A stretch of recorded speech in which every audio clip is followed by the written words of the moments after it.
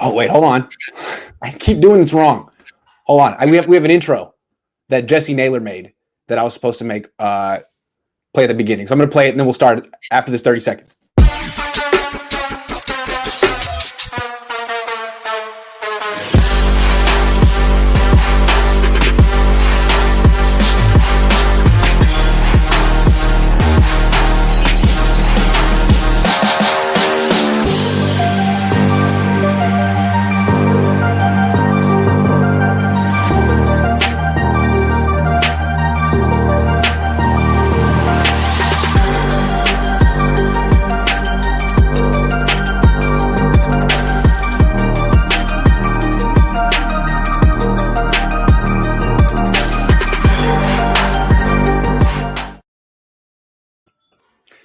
Welcome to a special Thursday edition of the Cohn Zone. We're the Cohns, Grant and Lowell, pair, a feast, elder and younger. We are both dressed up a little bit today, Dad. How you look great. Well, let me first of all, I love that intro that Jesse Naylor. Thank you, Jesse. That was great. It was great. Look, you notice I've been wearing t-shirts and looking scruffy lately. So here's what happened. Last week, I finally went to Safeway for the first time, really in a long time, probably in a year. And our favorite is the butcher there. Yeah, Francis, the butcher. He's a dear friend of Grant and me. Now, don't get him confused with Jim Tom Sula, who's a butcher. No, this guy's a good butcher. This guy's a good butcher and a really good guy. So he said, he was so sweet. He said, Lowell, I saw you on with Grant the other day, and you're looking pretty scruffy. He said, to tell you the truth, you're coming along in your rehab. You're doing good. You ought to have a better image on TV. And this is the butcher. He's got blood stains on when his the butcher face. tells you need to dress better, you got to dress better. Yeah. So I got to tell you, I took it to heart. I am freshly showered and shaved, and my wife, the Italian bombshell, put all kind of gookum in my hair. You look good. And I got a nice shirt, and I'm wearing a jacket. So let's go. A good Thank shirt. you, Francis. Brett Lackey says, looking sharp, gentlemen. Thank you very much. Brett Lackey always is dressed to impress when he comes on my show. Hope you're doing well. All right, so there was an incident yesterday at the 49ers. During a group press conference, I asked Jimmy Ward a question, and he lit up. He called me his guy. He said he loves the podcast that we do. I guess he watches it. And that was pretty cool. What did you think of that incident, Dad? I have to tell you, I watched it with Mom. We were first of all, we were blown away by how really sweet Jimmy Ward is. Mm-hmm. And when he realized it was you, Iggy, he lit up, and it wasn't phony. No, it's the way Kittle lights up when he sees you. They're both of them. He just lit up. And so right away, my wife starts saying, he has to do more of this. He has to get these people on his podcast. He has to be like Joe Rogan and get people on his podcast. So I was thinking, for starters, you need to get like one-on-one interviews, Zoom interviews. Yes. Like Joe, you should be the Joe Rogan of football. That's my mom's idea. She thinks she just found out who Joe Rogan is, and she realized that he has 2 million subscribers. She's like, you could do that. You're better than him. You're better than him. I am better than him. Joe. But Iggy, he has 10 million subscribers. 10 million subscribers. Wow. Oh yeah. Wow. That's pretty good. I was with my grandson yesterday. I was babysitting him. He's 12. Yeah. I was spending time with him, and he was showing me videos. He's a gamer. Yeah. And there's this guy called Mr. Beast. Mr. Beast. Have you heard of him? No. 70 million people follow him on YouTube. Wow. Mr. Beast. I have 31,000 though. I'm proud of that. Yeah, I'm very proud of that too. So anyway, here's what we were thinking. You should invite Ward. Certainly, you should invite Jimmy Ward, and you should invite Kittle. These are guys who've shown they like you, and you could tell them in advance. It's going to be low key. It's like Joe Rogan. Joe Rogan almost falls asleep in his chair sometimes. Yes, he does. The FM voice. Yeah. Really low key. I'm not going to put you on the spot at all. Yeah. We can talk about what you want to talk about. Yeah. I would just like for your fans to see you in a more informal setting. Yeah. Now, I got more to go, if you don't mind. I got more to go on this. Jimmy Ward, you can just get in touch with you can't see these people. I want to explain. They're not in the locker room yet, so you can't go up to Jimmy and say, Jimmy, can we arrange it? But you could call his agent, Iggy, or text his agent. Yes. Now with Kittle, his agent doesn't like you. Right. That wouldn't work. But Yeah. you know what? Why don't you make an appeal to Kittle right now and Kittle. give him your email? George, I would love to have you on the show. It would be an honor to have you on the show. I would be extremely professional and prepared. My email is grantcohn@gmail.com. Please reach out. I've DM'd you in the past. You haven't gotten back to me. Reach out to me. I want to interview you, George. Jimmy too. Jimmy too. Yeah, but I think you can get to Jimmy more easily. But wouldn't you love to interview Jimmy? I would love to interview Jimmy Ward. And the thing about Jimmy Ward, he's a guy who doesn't have enough publicity. The Niners don't really put him in front of the media very much. He's as good as a lot of safeties who are famous and more well-paid than him. And I think he's not a self-promoter. That's what I like about Jimmy Ward. He's down to earth, and he's not a self-promoter. He's a former first-round pick. Most guys like that aren't down to earth. But he went to Northern Illinois. He wasn't famous in college.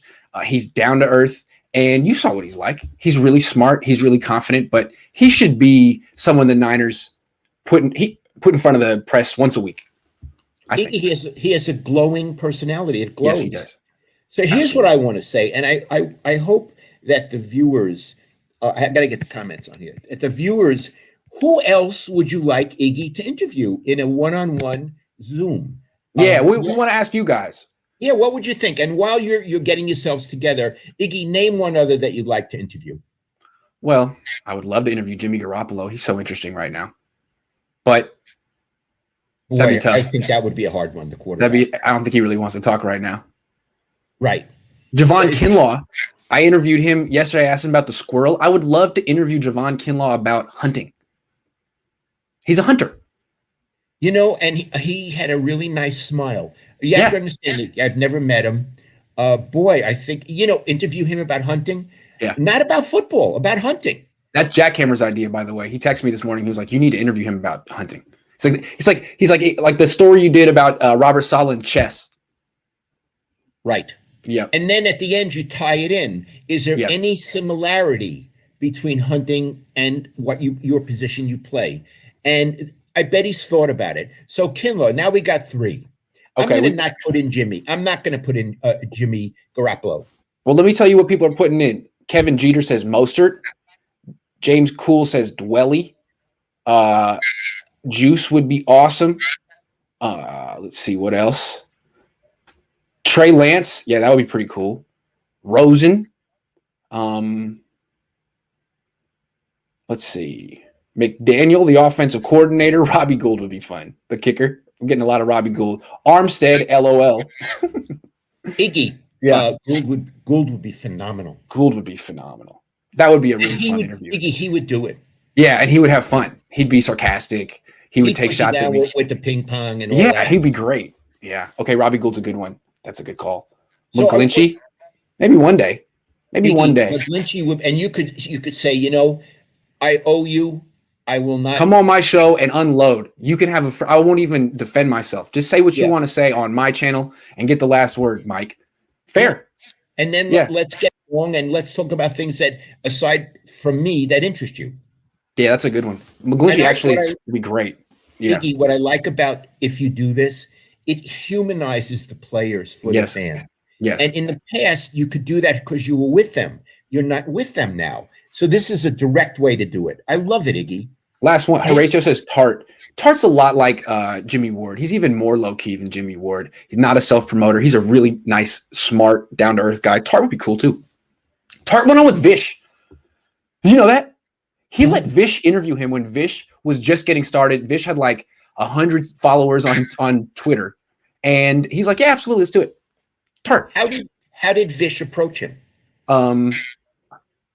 Good question. I guess he DM'd him, I think. And Tart was like, absolutely. I forget about DMing. Yeah. You could do that. Yeah.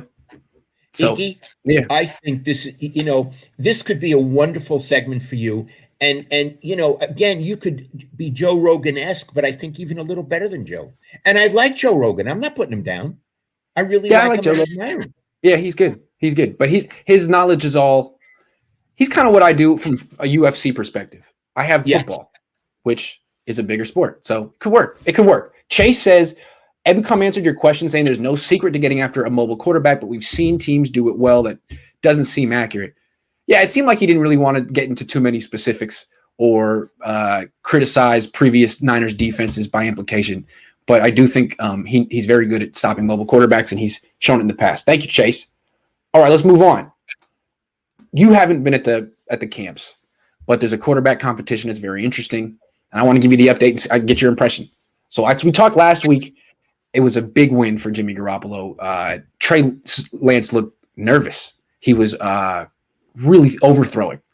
He didn't do that in this practice. He took a little off. It's like a pitcher who was trying to throw 98, dialing it back to 92. He was much more accurate. He made a few wild plays, rolling to his left, fading away, throwing deep. He's a really good athlete. And the one thing that was interesting about it, too, is that he got three times the amount of reps that Jimmy Garoppolo got. Garoppolo threw 6 passes in the practice. Lance threw 18, and he was really good. So what do you make of that? The fact it seems like he's improving quickly and he's getting prepared on fast forward. Wow. Yeah. The thing so you're saying he got 3 times the reps that Garoppolo did? Yes. 3 times. Well, but they didn't bring Garoppolo out after the practice? No. It was defense. It was a defense day. The Ryans and some defensive players. That's how they organized. Fine, but yeah. I mean, wouldn't you like to ask Jimmy, what'd you think about only getting a third of the reps? Yeah. I don't know, Iggy. I don't know what it means. I bet if you talk to Shanahan about it is, we know what Jimmy does. We wanted to see what the new kid does. Is don't read anything into it. That's what he would say. Sure. And Iggy, I don't know if you can read anything into it. Do you think you can? Not yet. It happened one time. It's just something I'm noting and I'm going to keep track of in the future. If it keeps going that way, then it's a pattern. But it's only been one day. I just noticed it. And also, there were days you weren't there. Jimmy might have had more reps. So you can't. It could be a rotation. It could be a rotation. All that. Yep. Right. Yep. Right. Yep. So what I'm saying is, it's something to notice, but it's not something to harp on. True. I guess the main takeaway is just how much better he looked from week 1 to week 2. Sure. So much better. He's a good quarterback. I think so. I mean, sometimes he holds the ball a lot longer than Jimmy Garoppolo. You'll see him, if he doesn't like a guy open, he'll hold it and go through his progressions. But he's the kind of guy who can do that because he's such a good athlete. Good things happen the longer the play goes. Jimmy kind of freaks out if he has the ball in his hands more than 2 seconds. So he's different, but he attempts passes Jimmy really doesn't. He throws deep. He throws hard over the middle, and he checks down, which Jimmy Garoppolo doesn't really do. Jimmy still is kind of like gets the ball, looks at a receiver, throws at him.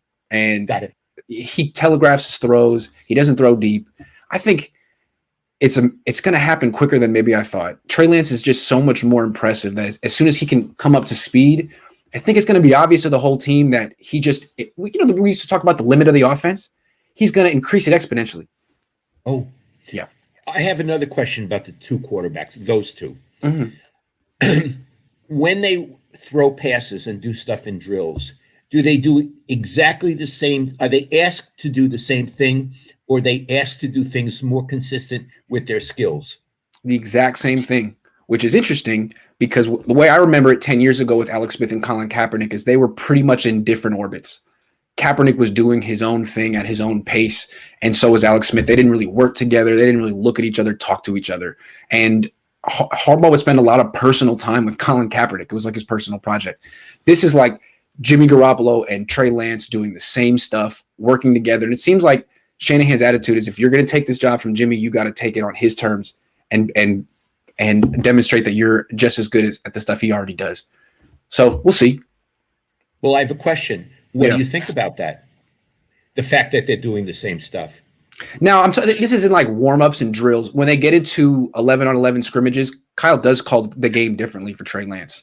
But that's what I meant. Yes, he does call it differently for Trey Lance. Now, I haven't seen things like zone reads and quarterback runs. I think that's the kind of stuff they're not going to show to the media. But just in terms of how he's passing, how he can roll out, it's totally different, and it makes the offense much more difficult to defend.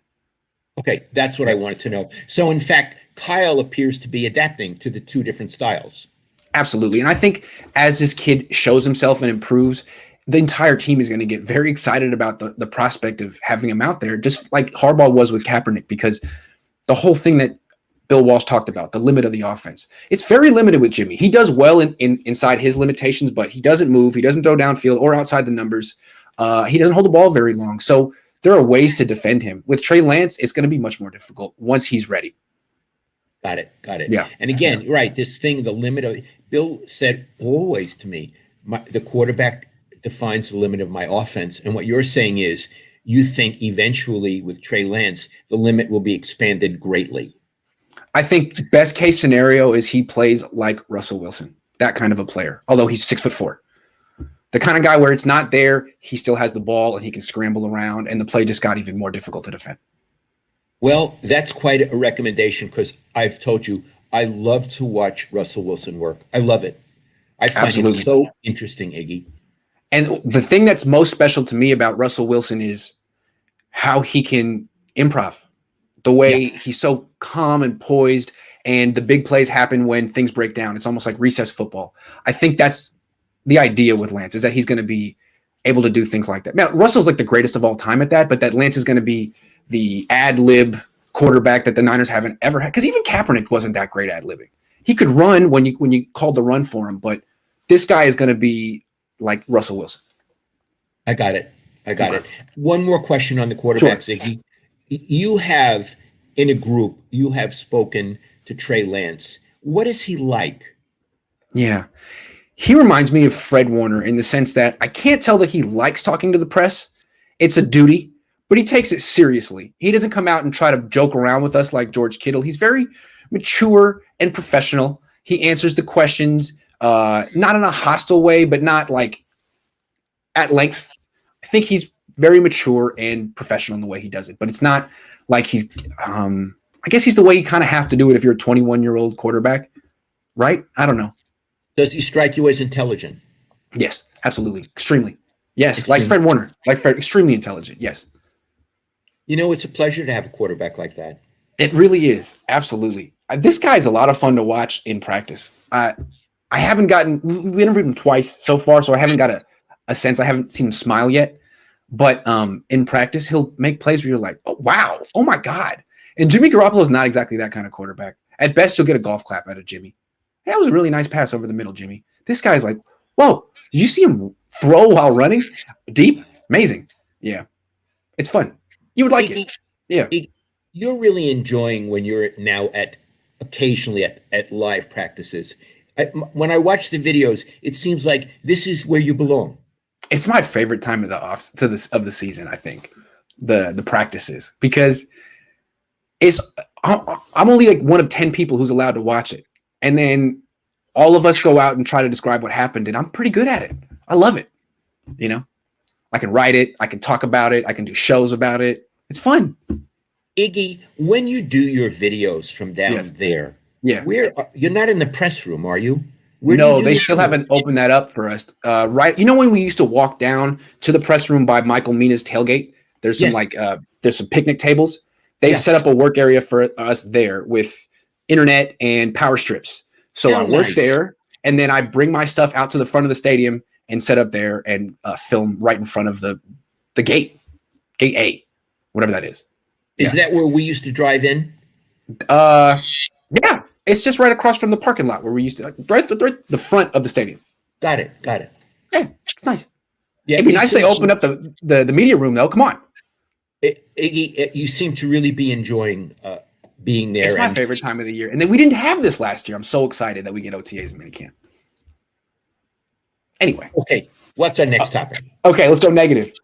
The funny thing is you go to these practices and you're trying to take in all this raw information. You're writing things down. You're looking at the quarterback competition. You're trying to get details. And then Mike Chasnoff taps you on the shoulder. And I'm like, hey, Mike, what's going on? Well, Brandon Ayuk's got a groin injury. He's going to be out for a little while. Raheem Mostert's got a knee injury. He's going to be out for a little while. Travis Benjamin's got this. And it's like, oh, okay, this is a story. I'm really trying my best to watch things, but sometimes it's just as simple as what Cheese tells you when he taps you on the shoulder. Hey, these are all our injuries. And I can't help but notice that 2 weeks in, both of the running backs from last year, Mostert and Wilson, are out. Wilson for a long time, Mostert not so much, but still they've both gotten injured 2 weeks in. Ayuk's hurt. Benjamin's hurt. Richie James is hurt. it seems like the Niners can do whatever they want to tweak their training practices. This is just the team they've assembled, and it's going to be an issue. It's going to be an issue, unfortunately. Okay, a couple of things. People who are watching us don't know who Mike Chazanoff is, and his nickname is Cheese. So let me say he's one of the PR people there. Yes. And when he goes to Iggy and the others and says so-and-so is injured, he's being professional, being a good guy and doing his job. Yes. There's nothing negative about that. No, he's doing his job. That way we don't have to find out from Mike Garofalo, who's in New York. Yeah, so it's God love you, Cheese. Thank you for doing that. But the serious news is, here we go again. Or is it a here we go again moment? Last year, the Niners were a very good team, and they played poorly, had a poor record, by and large because of injuries. Yes. And they are even a better team now. And all of a sudden, is this going to happen again? And it's like, is that what you're concerned about? That here we go again? People don't really remember, but a lot of these injuries last year happened in camp. So they kind of started off injured, and it just snowballed by week 2. And right now, like when Cheese tells you, he's like, hey, look, it's mild. They're going to be back for camp. Okay, we'll see, man. That's what the team is supposed to tell you. All I know is it's been 2 weeks and they're hurt. It's June and they're hurt. That's falling behind. And the players, I want to give props to players who aren't hurt, like Mike McGlinchey, Fred Warner, George Kittle, out there every day finding a way to stay out there. Dad, I turned down your audio just a little bit. There's a little feedback. Okay, hold on. Let me see if I know how to do this. Hold the phone up. Just a little. Turn it down a little? Just a tiny bit, yeah. Okay, hold on. I'm at 69. I'll go to, how's that? Nice. 56. Oh, 56. Cool. That's good. Better? Better. Okay, better. Yeah. Okay. So they were like trying to avoid this, and it's happening. Here's the other thing. Yeah. So they'll be ready for training camp, right? But then people get hurt again in training camp. Exactly. Right? Also, if they weren't going to be there by training camp, and they wouldn't tell you. I mean, it's not really our business yet. We'll see. So it means they're worried a little too. Yes. So I just wanted to give you the injury update. I don't know what in the world is going on there. Okay. Yeah. Oh, we'll take some questions. Gavi says, do you think Shanahan already knew he wanted to draft a mobile quarterback when they signed Josh Johnson to test it out? Or do you think it was a coincidence? Test out what? I never understood that. I think they had a quarterback shortage during a pandemic. Josh Johnson lives in Oakland, and they needed him in a pinch. And they said, dude, could you please help us? We need someone to help us get through practice. And he was within 45 miles. That's why I think they signed Josh Johnson. What do you think? He's gone now. I agree, but I want to say something. Josh, it was very nice of you to help out the 49ers. You've been, a veteran in the league. I wish you all the best. I think what the Niners did, they gave him a future contract so he could come back this year. And they just cut him a couple of days ago. But I think what they were doing was, hey, man, you really helped us out. Let's give you a little bit more money. Instead of just having you here for a few weeks and giving you $20,000, let's give you some more money. You really helped us out. If that's what happened, good for the Niners, good for Josh Johnson. Yes. Vendetta says, what about adapting a New Orleans type offense with Trey lining up in the backfield or in the slot? I don't know, Dad. Do you think the Niners should use Trey Lance like the Saints use Taysom Hill? Not at this time. He has too much to learn in that offense. And why give him these extra burdens? So, I mean, it's a very interesting idea, and it works in New Orleans. I think it's too much at this time. He's trying to learn how to be a quarterback. Now you're going to say also be a tight end, a running back, and a special teamer. I just think it's an intriguing possibility in a board game or a video game, but not in real life. Yeah, he's supposed to be the quarterback until he's 40. I mean, that's how long quarterbacks play. He's supposed to be the next 20 years of Trey Lance on this team, and you're preparing him to be a great quarterback even when he's not fast, even when he's slowed down. So that's the project here, not all the ways to use his athleticism when he's young and then burn him out, because Taysom Hill was a mid-round pick. There's not the same investment. The Niners traded up and mortgaged their future for this guy. Good question. All right, let's move on. This is an interesting one. Wasting Jed York's money. I put it in kind of a negative connotation, but you could also look at it in terms of Jed York's generosity. We often talk about him being stingy and kind of a cheap. We call about the cheapo Yorks. Well, I would think there's about 9 people in the world who think Jed York is the most generous person in the world and really have to thank him for their lifestyle that they're going to have the rest of their lives. I just want to point it out. Jed York really has like a foundation, the Jed York Charity Foundation for football players who can't play football anymore. And he continues to add to it. He's put in about $250 million into this foundation. He deserves recognition. Can we go through it real quick? Oh, yeah. Weston Richburg just retired. Okay, he played 28 games for the 49ers, and earned. The Niners paid him $29.5 million. So he got more than $1 million per game. More than $1 million per game. More than $1 million per game. Is Jed not the most generous person of all time? And you thought Eddie D was generous? I'm not done. Hold on. D Ford, still on the team, has played 15 games, including the playoffs. Let's give him credit. $37.7 million. More than $2 million. More than $2 million a game. The most generous owner of all time. Jerick McKinnon, 16 games, $16.6 million, more than $1 million a game. Remember Pierre Garçon? Yeah. 16 games, $22.7 million. He's off probably in Cancun right now saying, just put it on Jed York's tab. Jed York's got this. He played 16 games. Jimmy Garoppolo, still on the team, 28 games, $86.1 million, gonna get more. That's $3 million a game. That's a lot of millions. A start. Now, he had those 5 starts that the Niners didn't really pay for. That was still when he was on the Patriots contract. Since then, 28 starts, 86.1. I'm not done. Malcolm Smith, you may not remember him, linebacker, 12 games, $12.3 million. Brian Hoyer, 6 games, $10.6 million. He's set for life because of the 49ers. And then you got Sean Coleman, an offensive lineman. He's made $2.9 million in 3 years, never played a game. Been hurt the whole time. Jalen Hurd, $2.2 million, never played a game. So that's 9 players, $220 million. And in return, Jed York got 121 games. You can't call him cheap, Dad. You can't. He's the most generous owner in sports. Well, first of all, good going, Jed. Thank you, Jed. Thank you. You're really working hard. I never felt Jed was all that cheap. The father, has a reputation of being very cheap. Now, I can tell you that years and years and years ago, John York, John York, P-E-R-E, the father, took Matty Mayoko and me out to dinner in the city, and he was very generous. We had nice wine, and he paid. So he wasn't cheap that night, but I've heard a lot of stories about him being cheap. But in this case, Jed, very generous. These are a lot of players who could have been going, like Pierre Garçon probably could have retired. But Jed was like, no, come here. Play a few games. We'll give you $22 million. You'll be set for life. Don't retire yet. I think it's a very nice thing. Usually owners pay football players, but he's like, you know what? You used to be a football player. Let's pretend you're still a football player. Give you some more money. Retire in style. I think it's wonderful. He's a pro player kind of guy. So Jed, you don't get enough credit, Jed. Yeah, you don't get enough credit. But look, seriously though. Seriously. For Jed. Yeah. I want to say he's improved as an owner. I guess he has, but him, I do, because he's flopped. I've seen.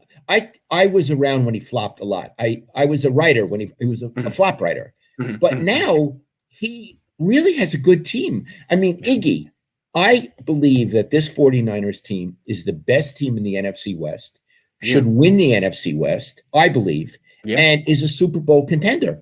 So even though in the past I've considered Jed York a schlemiel, I'd have to say he's really performing very well now. I'm still reluctant to put him in the Hall of Fame yet, Yeah, I mean, this is the cost of doing business. He's thrown away a ton of money. I didn't even calculate the money he spent on Chip Kelly, Jim Tom Sula. I don't even know. It's not public record, I don't think. God knows. But hundreds of millions of dollars he put down the drain because you can't get everything right. And at least he's got a good team right now. So, again, good job, Jay. Good job, Jay. That's a lot of money you wasted. Not you. It wasn't even him. It was Jed York and Kyle Shanahan. Jed just wrote the checks and said, okay, I trust you. I trust you. I want to talk about Chip Kelly for a minute because he always kills me. Yeah. He came to the Niners, and you assume he made a lot of money. Oh, and he was one of the worst coaches in the history of bad coaches. Yeah. Then he went over to UCLA. And from what I understand, Iggy, he is the highest government public employee in California, right? It's a Shonda.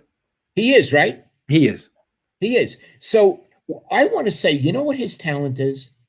Making Taking money. people's money. Yes. Taking people's money. Yes. Because Iggy, he's really a bad coach. He's a bad coach. So I don't even, in a way, blame. I do blame Jed for him, but he's taken in a lot of people. He took Chip Kelly's like a piece of technology that came out in 2007 and never got updated. like a cell phone that was cutting edge in 2007, but it's the same thing. Remember BlackBerry cell phones before iPhones? He's a BlackBerry. He's a BlackBerry. He's a flip top. He's a flip top. Good job, dude. Like what your mom has. That was revolutionary 14 years ago, man, and you're still doing it. Nice. But he put it over on the Eagles, on the Niners, and now on the Bruins. I know. I used to actually watch the Bruins, a little rah-rah's team spirit. I root against him. Fire Chip Kelly, please. He doesn't deserve to make any more money. That guy's rich. Man, he's rich.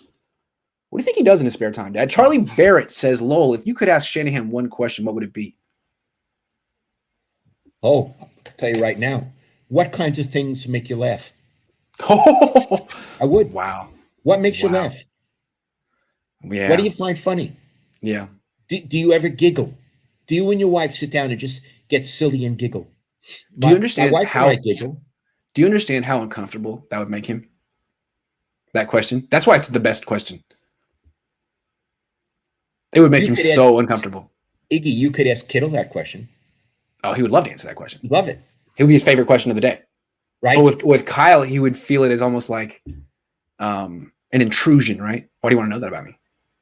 That's private. You could ask Jim Harbaugh that question. You could ask Jim Harbaugh that question, and he'd either answer it or tell you to go screw yourself. Yeah. Either way, I would love it. I love Harbaugh. I liked Harbaugh. I covered him for 4 years, and you really could build a relationship with him. This is year 5 with Kyle, and I know him at the same as I knew him year 1.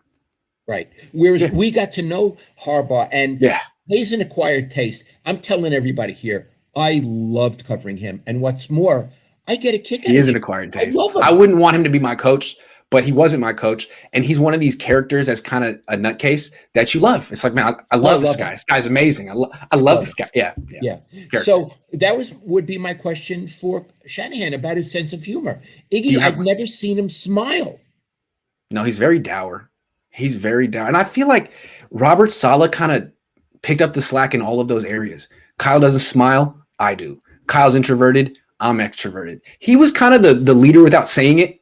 And now this new guy, D'Amico Ryans, the defensive coordinator, he's got a lot of that same personality stuff. Personality-wise, he's a lot like Robert Saleh, except even bigger. I mean, he was a middle linebacker in the NFL. He was the rookie of the year. He's very confident and very good at relating to players like Saleh. I asked him yesterday what his biggest challenge is going to be. He's like, well, I've never game planned or called plays, so that's going to be tough. So he seems very self-aware too. I think they have a guy who can fill in that void for Kyle. Kyle's always going to need a defensive coordinator with personality and sense of humor because that's not his thing. Well, let me ask you a question. Yeah. There are some people this happens to. Yeah. Did it happen to Kyle? Was his personality robbed at birth? Oh, man. Maybe. Sorry. It might have been. It might be tough to have a personality. Iggy didn't say that. I did. And I didn't say that. It was just all I did was take a shot at Kyle Shanahan's throwing ability yesterday. Man, he needs to stop that. It's terrible. Let's delegate that task, Kyle. Every day he wants to throw the ball around, and it's like, you just one-hopped it there, buddy. Come on. Because Harbaugh used to do it. He wants to do what Harbaugh did. It's true. But Harbaugh played quarterback in the league. This guy wasn't even a quarterback in high school. I don't know. I have one. Saleh. Is Saleh a laugher? Oh, yeah, absolutely. Yes. He's a laugher. And Saleh's endearing, too. Sal would get nervous at press conferences. He would always get sweat on his upper lip, and he's constantly going like this. Self-conscious, nervous. It's like, dude, you're a natural. What are you doing? But it meant a lot to him. He really wanted to do well at those press conferences. I liked him so much. He was a good guy.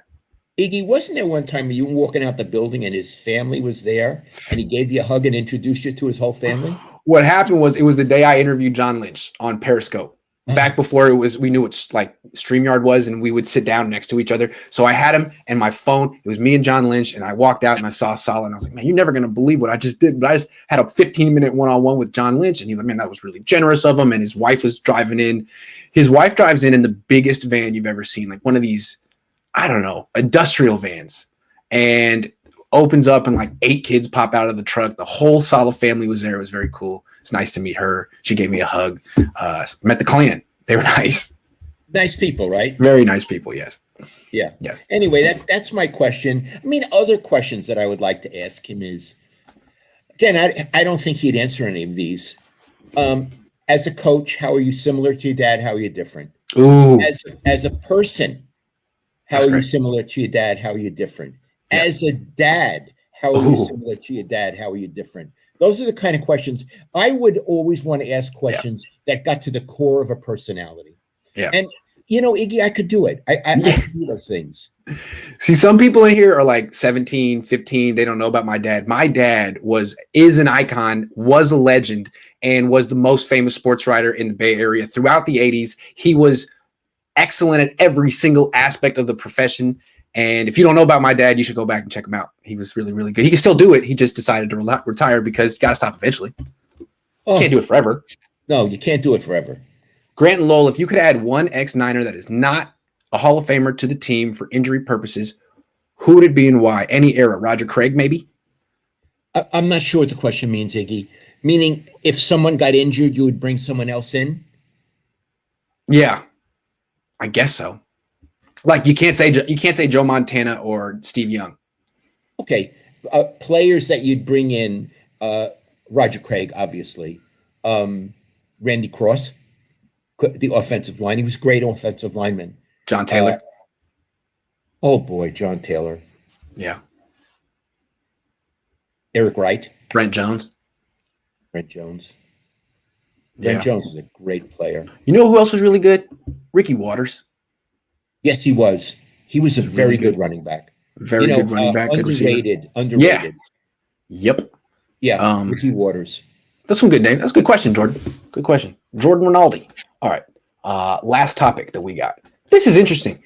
A lot of people here asked me to ask you what you think of the Naomi Osaka situation and how it could apply to the 49ers. But let's just talk about Naomi, the Naomi-ness of Naomi. If you don't know, she's a 23-year-old tennis prodigy who withdrew from the French Open because she has intense social anxiety and didn't want to do the media press obligations. And they told her, well, they fined her, and then she withdrew to not be a distraction. So a lot of people want to know what you think of that, Dad. What do you think? Okay. You have to understand, I don't really follow tennis that much. I understand she's probably the best or second best player, women's player. I think she's ranked number 2. Yeah. So she's a big deal. And she's won 4 majors. Yes. I understand also she's a very nice young lady. Yes. Okay. My feeling about interviews and the press are very clear, but I'm going to talk about her as a separate case in a minute. Mm-hmm. When you had players like Marshawn Lynch or Colin Kaepernick who were crummy with the media or didn't want to talk, or Jerry Rice, sometimes when he was a player, he could be very standoffish and condescending and didn't want to talk. Now, Jerry is grown into quite a mature adult, and I think we've talked about him before. Iggy and I like him very much. I'm talking about him when he was a young guy. 25. Yeah. I've improved. He's improved. So, Jerry, please, I'm not putting you down. I'm just talking about how you were when you were young, and we all had problems when we were young.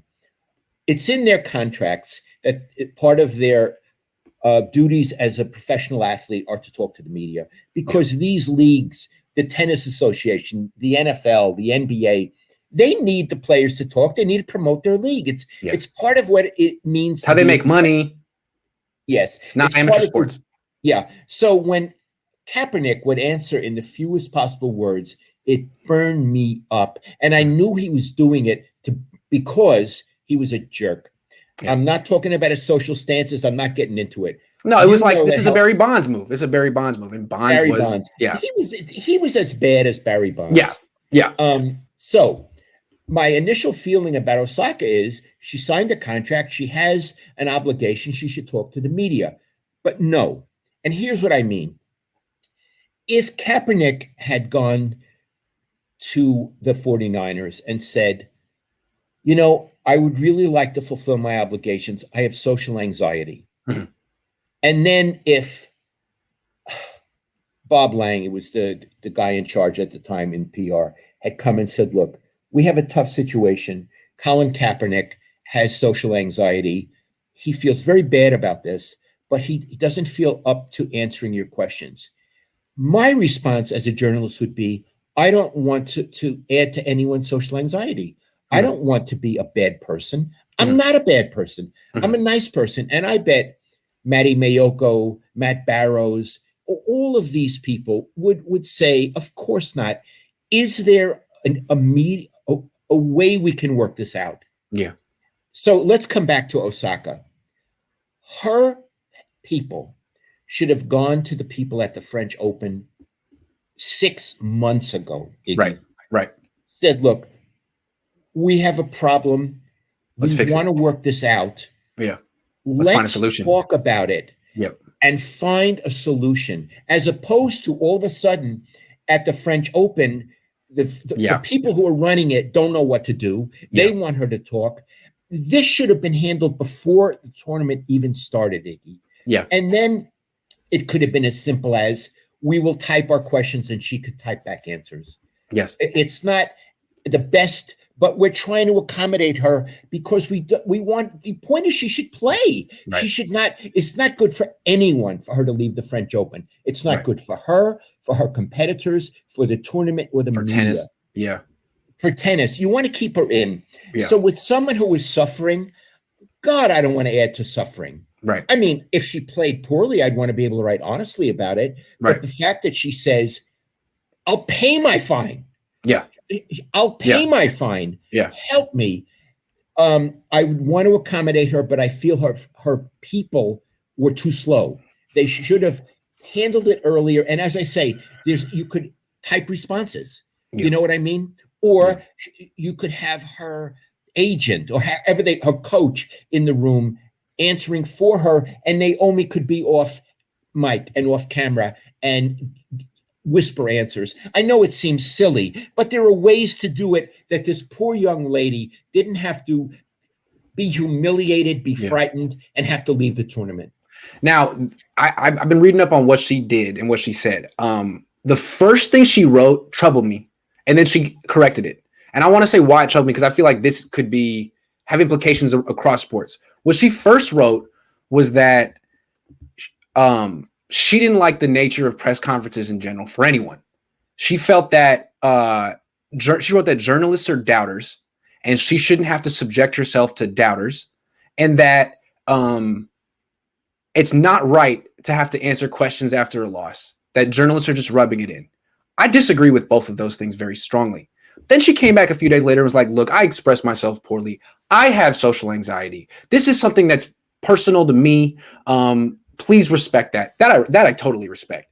The other thing makes me nervous. Like, is this what athletes are going to do now and be like, look, I don't want to do this, and I'm just going to say that journalists are affecting my social anxiety? Like, that's a cop-out. But I don't think she's a cop-out. I just hope that future 49ers don't say that, hey, man, Grant is affecting my mental health because he asked me a question after a loss. Like, come on. You know, Iggy, I don't like her first statement. I had not been aware of it. First of all, to say that journalists, i.e. all journalists, are doubters, it's a very ignorant thing to say. Yeah. Because journalists have different personalities. Yeah. In addition, she's a woman tennis player. I think a lot of journalists would be in her corner. Yes. Either or neutral or in her corner. And she's a young lady. Yes. And you don't want to put her under pressure. So I think what she said is ignorant and shows her social anxiety. Right. And then she comes back and said, look, I expressed myself incorrectly. This is about me. I want to express that I've had depression. I've had social anxiety. This is very difficult. Okay, fair enough. God love you. Don't want to make it worse for you. But I would hate to think that the new norm would be people coming into the NFL being like, I'm not talking because, and I don't need it. Like, no, I hope it doesn't. I don't like that. I wouldn't like that at all. And I want to say something else. She, in the first statement, objected to having to talk after losses. Yeah. So you can only talk after a win? Yeah, what's that? I mean, hold on a second. Yeah. You just lost to Serena Williams. I assume that was hard. And I assume that the match was very hard. What you're going to get from the media is not what you got from Serena Williams. You could stand up to her. Yeah. You didn't melt on the courts. This is going to be nothing like losing to Serena Williams. Good point. Get over it. Yeah. And this will help you grow as a person. Yes. No, I don't like the idea that athletes can only talk after wins. Yes. That's really bad, Iggy. So the first statement was her talking about press conferences and athletes in general, I don't the like relationship, which bothered me. But then when she came back, she said, look, she basically said, forget that. I don't really stand behind it. I express myself incorrectly. This is what I want to say. It's about me. I have these issues and please respect it. I totally respect it. So I do too. Yeah. Two different things. I'm glad she clarified it. Yeah. Had it been only the first statement, I would have been pissed. Yeah. But I'm glad she clarified it, and I take her at her word. I wish the French Open could have treated her better. I wish her handlers, I'll use that word, could have approached them sooner and worked out a compromise. And I wish her all the best going forward. There doesn't have to be an adversarial relationship between the press and athletes. And I feel like sometimes young athletes, 22, 21, especially really famous ones, feel like they're a target and they're being attacked by the media. And it's too bad. Maybe some are, but usually they're not.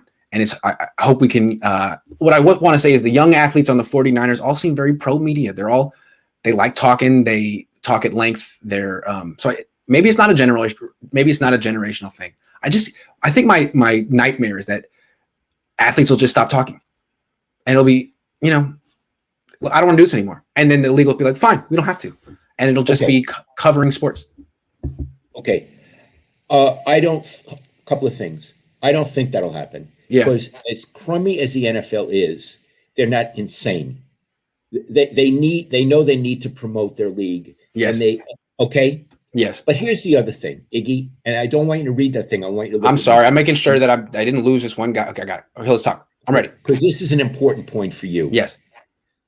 Let's say the nightmare were to come true and athletes no longer talk to the media. What do you care? I never cared. Good point. I was a columnist, and you're an opinion guy, right? Good point. Yeah, good point. So if somebody on the team doesn't want to talk to you, fine. Like Trent Williams doesn't want to talk to you, you can talk about Trent Williams. You can talk about his play. You could talk about what your impression is of him. So my attitude when I was a columnist, and I was kind of controversial. Yeah. If Joe Blow didn't want to talk to me, that was his business. I could talk about Joe Blow, and I could get other people to talk about him. So, Iggy, I think it's a non-issue for you. I agree. Michael Carroll says, now that you got a presser shout out, who is another player that you think watches your podcast? Any ideas? I think most of the players watch the show. What do you think? Oh, I do. And we were talking this morning. Here's what I want to say. First of all, you got to remember these players are very young. Iggy's 33, and he's probably older than most of the players in the locker room. Yeah. They're very young, and they're starstruck. Here's what I mean. Used to be when I was a print journalist, and they didn't have all this Zoom and Voom and all that stuff. There were either newspaper guys, radio guys, and TV guys. Yeah. The TV guys, by the way, often know the least about sports. True. And often you never see them at an event. Right. Like they talk on the air and you think they know everybody, but they don't. No. But when they would come around, the athletes would really suck up to them. Yes. Because they watched them on TV. Yes. And they thought this is where to go. Yeah. Well, what I think for this younger generation, Zoom, or YouTube, all this, SI.com, this is a form of TV. They may even be on their computers more than on television. Yeah. And it's easy for them to watch all my videos and my live streams and be engrossed by it like it's Jerry Springer or something. So you're better than Jerry Springer. So what I'm saying is, for them, you're a celebrity. The way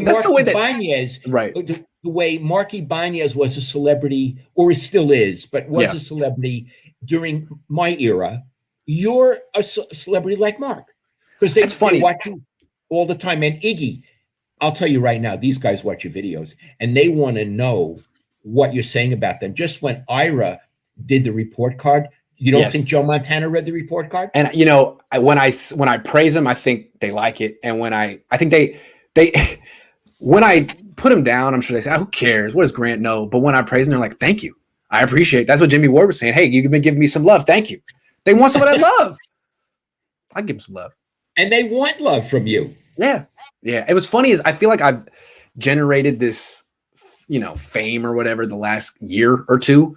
I haven't been in the locker room since it's happened. So back with the last time I was in the locker room, no one knew who I was. I was just the guy who wrote for some place in Santa Rosa, wherever Santa Rosa is.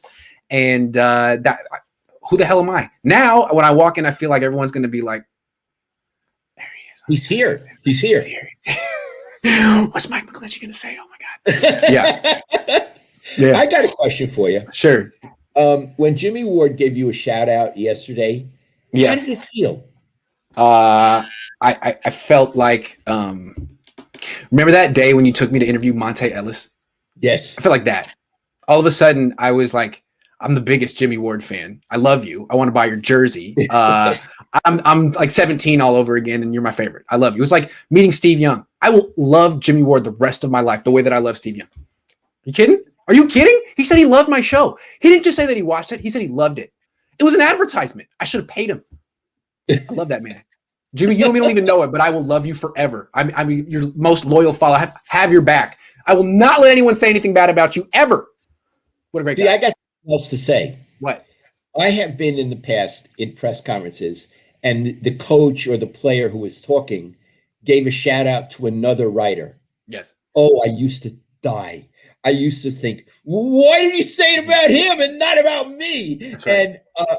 And so had I been on that call, Iggy, I would have hated you. All I know is if he had said the same thing about any other writer on the beat, I would have been pissed. So I'm glad it was me. Thank you, Jimmy. I mean, Samir says, good afternoon. I just want to give a shout out to Mr. Cohn for raising you, Grant, to recognize and give voice to talented people. Hashtag Shardal, hashtag Junior Roundtable. Shardal has become a legend. He's like he's very popular among Niner fans. If you go into the YouTube video, like the Niners broadcast their press conferences on YouTube, and there's a comment section like here, half the people are talking about Shardal. It's amazing. And then the Junior Roundtable I did the other day, that was a big hit. Thank you, Samir. The kids were terrific. I don't know if you caught it, but those kids are really smart. They're very professional. Thank you, Samir. Thank you. Matt Flores says, Grant Grant wants that Jim Rome, Chris Everett clout with the McGlinchey interview. Go get it, G. You remember that with Jim Rome and Jim Everett, the quarterback for the Rams? He used to call him Chris Everett on the radio. You call him Chris Everett. And so he got a one-on-one, and it's very famous. It's on YouTube now. And Jim Everett says, I bet you won't call me Chris Everett to my face. And Jim Rome goes, I bet I will, Chris. And Jim Everett gets out of the chair and like runs over like he's gonna beat him up, and like Jim Rome like just runs away, and it made his career. But what I heard is that it was all staged, that it was like planned, and we were like, we're gonna do this, and I'll say it, and you can make me look bad, and you can come and hit me, and I'll run away. Like I heard it was staged, but anyway, maybe we don't know, Iggy, but we don't know. I don't know. I heard rumor was it was staged. I don't know. So if McGlinchey wants to do something like that, only if it's staged, not real. I can't take that. He's 300 pounds. Mike, right. Go easy on me. He could crush you. He could crush me, yes. And would, yes. All right, it's the show. It's the whole show. Now everyone's talking about Shardal. Hashtag Shardal. This was a good show, Dad. This was a lot of fun. And you're looking good. I'm looking good. The Naomi Osaka discussion was very interesting. You had a lot to say about that. About what? The Naomi Osaka. It's a fascinating subject, Iggy. Because it's a journalism subject. Yeah. It's a journalism subject. Yeah. You and I are journalists, but we never studied journalism. We studied English. And last thing, and then we'll go. I can't comment on what it's like to go to journalism school. Like Killian went to journalism school. at Columbia, and Oh. there are things she probably knows that I don't know. Right. But you and I coming in as outsiders and having this other expertise in literature and writing, I think gave us a leg up. I think we're very much entertainers. Your writing was so great. I mean, it was as entertaining as it was insightful. And I think the reason so many people subscribe to my YouTube channel is because they find me entertaining as well as insightful. It's not, you can't be boring, and we've never been boring, me and you. No, never been boring. Okay, I got to go because I have to go to the dermatologist, Real quick, Ominous24 says, another rumor is you said last year that Jimmy Ward just stands on the field and watches other people play football. Ha ha. Did I say that? If I did, I take it back. I would never say something like that about Jimmy Ward. He's the best player of all time. Dad, thank you for giving me an hour today. I know you're very busy. Go do your thing at the dermatologist. I love you, Iggy. This was fun. I'll call you in a minute. Love you too, Dad. Thank you very much, everyone. See you next time.